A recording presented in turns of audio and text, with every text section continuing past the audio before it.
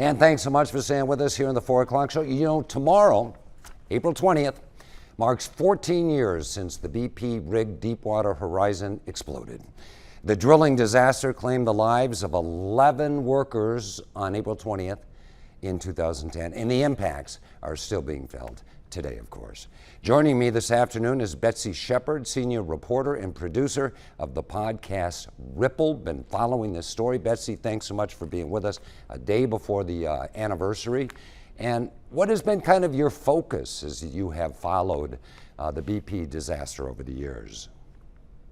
Sure. So Ripple is a new podcast. It's an investigative postmortem on watershed news events whose impact has not been fully understood.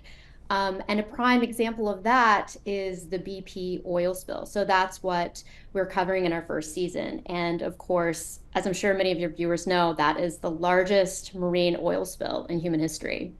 As you mentioned, we're now approaching the 14-year anniversary because the spill happened on April 20th, 2010, but the story is still very much ongoing and developing.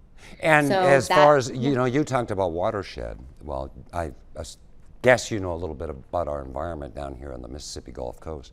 Fisheries, habitats, tourism, so many different aspects of life here on the Mississippi Gulf Coast were impacted by BP and remain so today. What have you found? that's correct. So our podcast really focuses on the human health impact and how the environmental catastrophe begat yet another crisis. And that's something that hasn't quite fully been reported, because a lot of these health effects are now, rearing their ugly head. And we're starting to understand the full impact of the BP oil spill on the Gulf Coast and its people now, 14 years after it happened. Well, what kind of data is out there to support that supposition?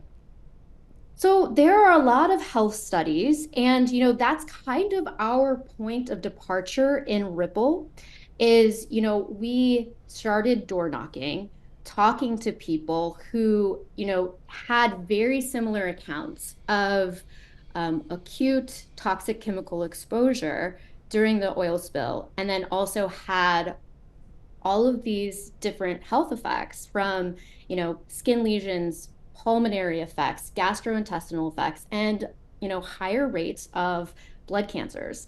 And so we wanted to see, what kind of literature is out there to, back up some of the anecdotal accounts of BP's health effect, of the health effects of the spill. And Betsy, I literally have about 30 seconds left, but we often like to think we learn from events. Do you think scientists, do you think the oil and the energy sector, anybody's learned from this BP disaster? Well, it's interesting that you asked that because, this story is just as important as ever. People are getting sick. And right now, there are important legal and policy battles that are happening that are shaping our future disaster response. And if you want to find out what those are, you can listen to Ripple, and that will tell you the full story of the BP oil spill and its ongoing effects to this day. Well, I'm going to listen to Ripple. Betsy Shepard, Thank you, ladies Dave. and gentlemen, here on the 4 o'clock show. So good to hear from you, and keep up the good work. All right, thanks, Dave. Happy Earth Day. You too.